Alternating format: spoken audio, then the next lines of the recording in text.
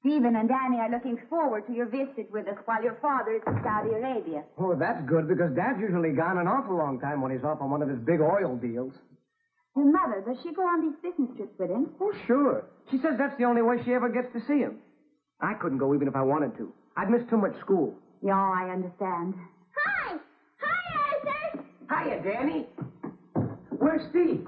Stephen is having a man-to-man talk with his father. That usually means girls or money. It's money. Steve owes everyone, except me. I'm too smart for any money. Stephen is always in debt. Not me. I saved nearly $6. Shh, Danny. Danny, Flip is the handmaid and nurse of enterprise. Oh? Lord Keene's British economist. My dad's always quoting him. I see. Well, this will be your room. Oh, this is nice, Miss Holstrom. Well, thank you. If there's anything you need, just call me. Tack. Jaha, för all del. I'm sorry, Steve. I am not going to raise your allowance. Gee, Dad, 50 cents. 25 cents? You show me that you can live on your allowance, maybe save a little bit, and we will consider raising it. Well, anyway, how about an advance? You've already been advanced halfway into next month. Gee, Dad, this is an emergency. If I don't pay Gus Farling the money I owe him, he says he's going to knock my block off. And he will. He's mean. Moral, never borrow from anyone who may knock your block off. Well, if you don't advance me that money, what'll I do? There seems to be one alternative that has not occurred to you. Work. Oh, that. Yes, that. Hello, Arthur. Nice to have you with us. Thank you, sir. Well, how's it going, Steve? Hi, Arthur. Steve's a little depressed about the high cost of living. Arthur! Here's the newspaper you were asking for. Oh, thank you very much, Miss Holstrom. I've got the sports section up in my room, Arthur. Oh, no, thank you, Steve. I wanted the financial news. Yeah? Amalgamated Rockets close at 27 3/8, up an eighth. Good. Consolidated Electronics, 19 5/8, steady. Chilean currency has stabilized. Very encouraging. Arthur, do you follow the market regularly? Yes, sir. As my dad always says, it's the pulse of the economy. And then, of course, I do have a few shares of my own. Well, you hear that, Steve? Not only does Arthur live on his allowance, he manages to invest some of it as well. Well, I can't invest money when I don't have any. You must earn some by working. That's what Dad said. The verdict is unanimous. Well, what kind of work can I do? There are many jobs. You must go out and find them. Boy, I thought we could have some fun while you were here, Arthur. But it looks like I've got to spend the whole time working. Don't say working as if it were a bad word.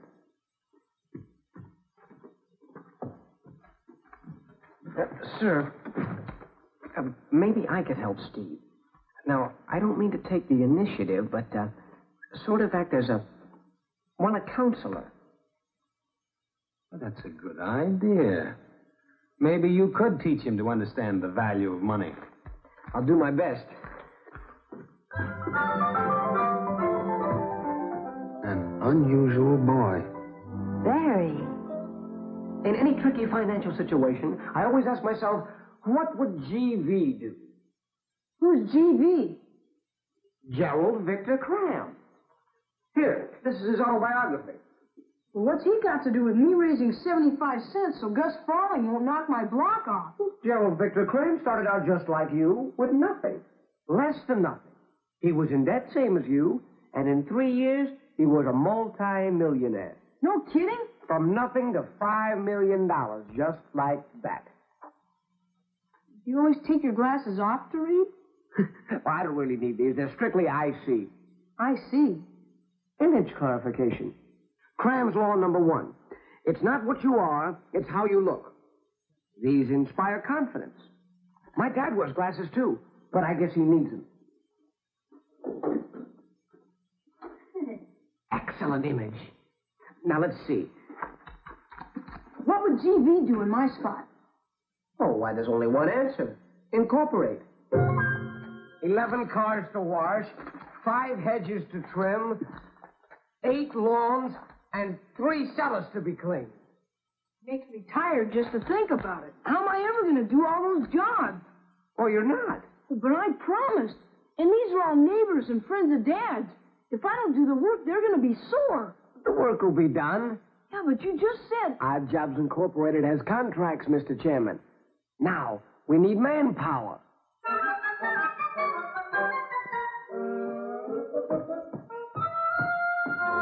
Anything interesting in the mail this morning? A note from Bert Hollister. He wrote to you, but not to his son? Well, he knows that Arthur's being well taken care of here. Besides, Bert's so busy building his business empire, he seems to have very little time for anything else. Well, before he knows it, his boy will be a man, and he will have missed his growing up. That would be too bad. Yeah, for both of them. What does he say in the letter? If I can swing this deal, Glenn boy, and I can, you'll see nothing but happy faces. You know, I don't believe the happy look on Arthur's face.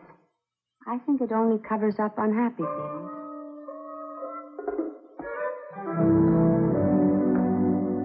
I'm not sure I want to work for you guys. I've been doing pretty good on my own. Pretty good. As an independent contractor, why, what kind of bargaining position are you in? Now, as an employee of Odd Jobs Incorporated, you get higher wages and shorter hours.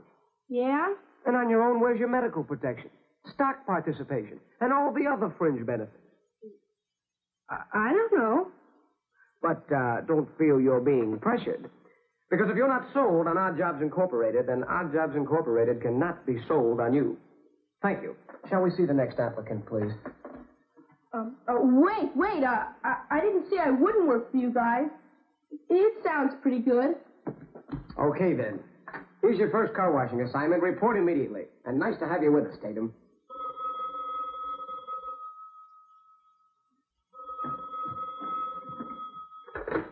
Morley residence. You want a job? What kind of a job? Oh, you mean you want Stephen to do a job? No? I'm terribly sorry. There must be some mistake. Why the puzzled look? I don't understand what Stephen and Arthur are doing. I just had a telephone call. Oh, I had a compliment for Steve today from Senator Greer. He tells me he has hired him to wash his car. Well, he was very complimentary. He said Steve had a contract for him to sign, was very businesslike and efficient. I'm glad to hear it. But all the same, I think I will have a talk with Stephen and Arthur. 8 cars at $1 each is $8. 5 lawns at $1.50 each is $7.50. 2 cellars at $1.25 is $2.50. 2 hedges at 75 cents each is $1.50, giving us a grand total to date of $19.50. Wow! And this is only the beginning, Stevie boy. Why didn't I incorporate a long time ago? And now that we've started to diversify, come in. Oh, hi, Miss Holstrom. Stephen, why are you wearing those glasses? I see.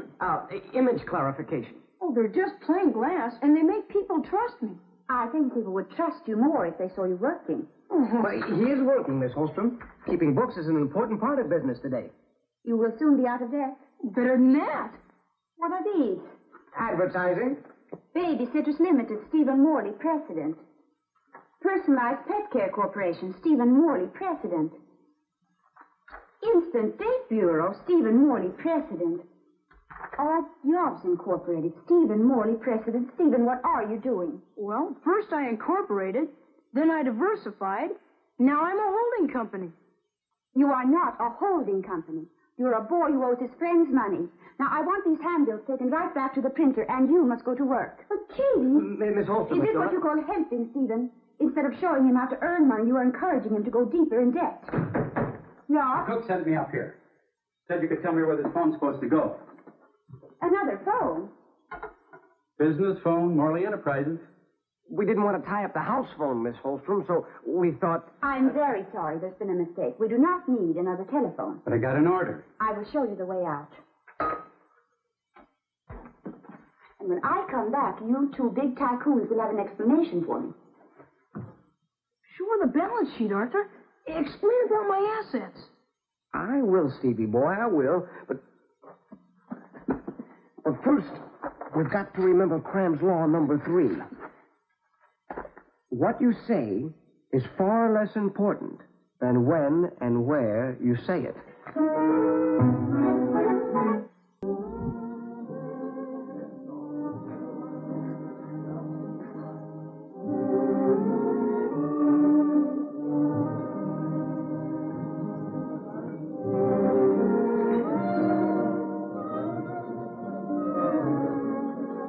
Miss Holstrom.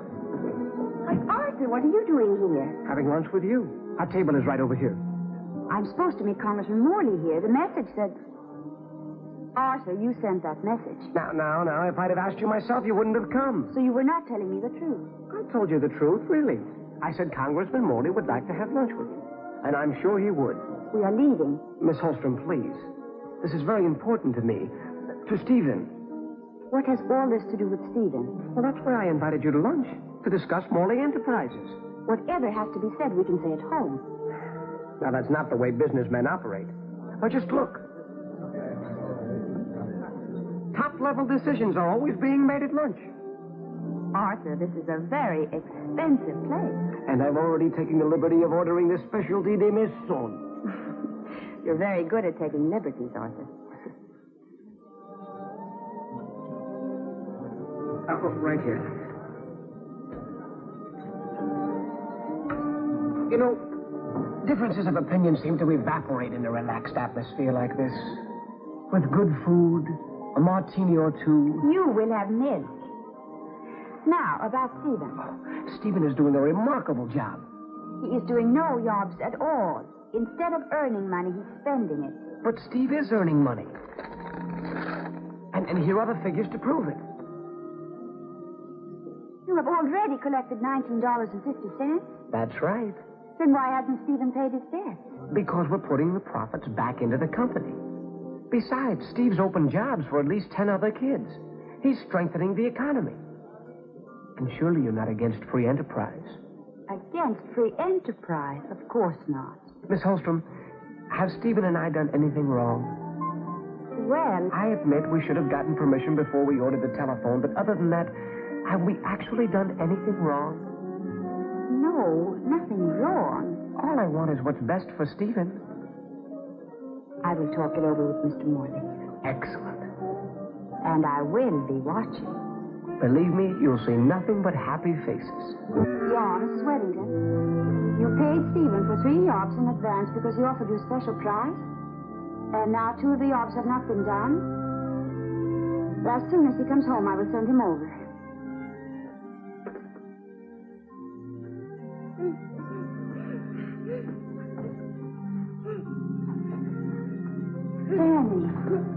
Danny, what's the matter?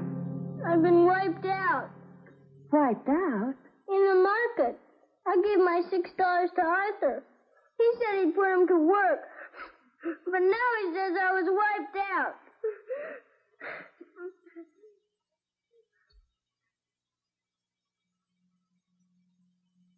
Stephen? What?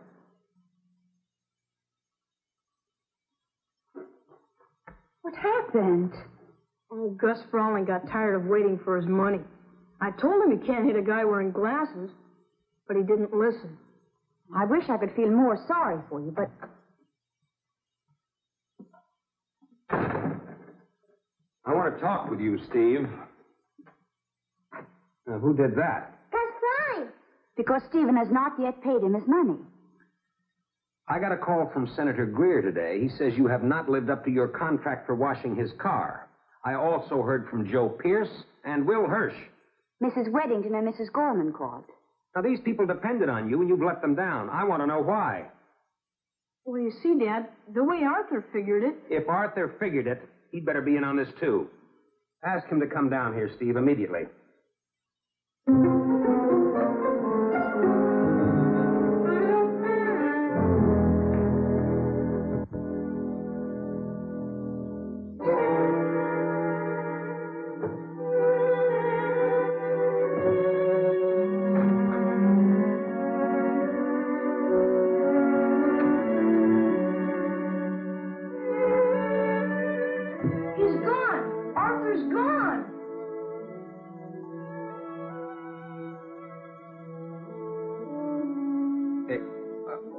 right, Captain. Thank you very much.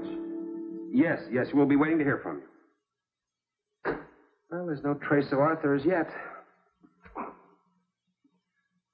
Katie, I am responsible for that boy. It's not your fault he ran away. So where could he have gone? Well, not very far on capital from Morley Enterprises. Yeah, that's something.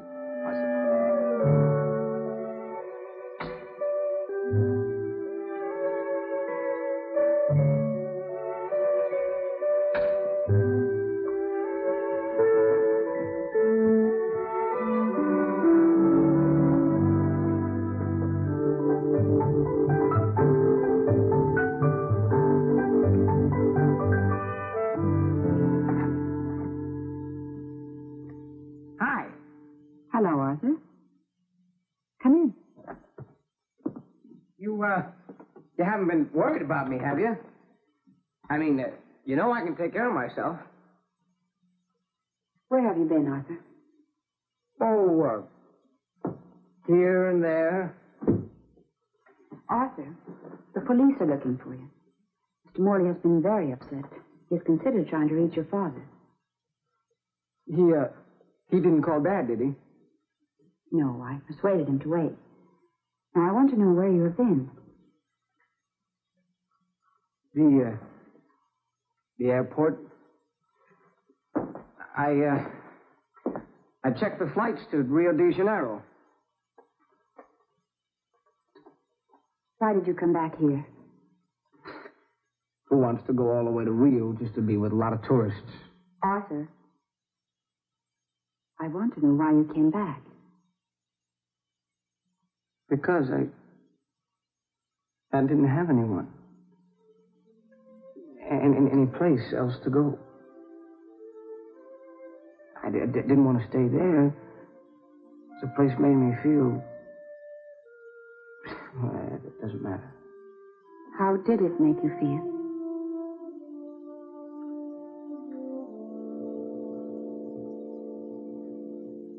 All those people coming and going and hugging and kissing. Some laughing and some crying. Oh, I just felt so out of it. So I came back here. Oh, I know you probably wish I had. Arthur, do you really think that? I thought I could get along fine all by myself without you or Mr. Morley or my... or anybody. And instead... Arthur, listen. To admit that you need other people, well, it's nothing to be ashamed of. We all need other people, even though we may pretend we don't. Yes, but sometimes the people we need, well, they've got more important things to do than to worry about some dumb kid. It's very easy for busy men to forget what's important. They need to be reminded. You must remind your father that you need him. Do you really think so? Yeah, for your sake and his. Thanks. Now, let's talk about Morley Enterprises. Oh, Miss Holstrom, I got Steve into this mess, and I'll get him out of it. I was thinking, if we apply G.V. Cram's fifth law... No, Arthur. We are going to apply Katie Holstrom's first law. When we make a mistake, we take the consequences. Oh, what are the consequences? Mr. Morley has paid off all debts of corporation, including $6 to Danny. Oh, boy, how much interest is he charging? The loan is interest-free. Boy, it's a good thing Mr. Morley's in politics. He'd never make it in business. Tomorrow morning, you and Stephen will start to work, washing cars, mowing lawns, trimming hedges to pay back loan to Mr. Morley. Hey, that's really starting all the way at the bottom. Yeah, that's exactly where Mr. Morley and I want you to start.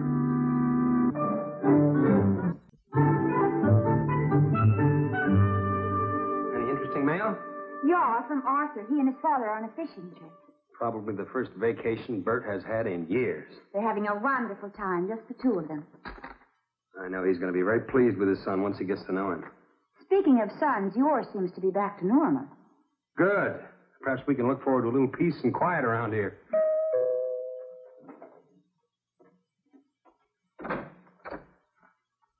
Yeah? Is there something I can do for you? I want to apply for a job with the Danny Morley Enterprises.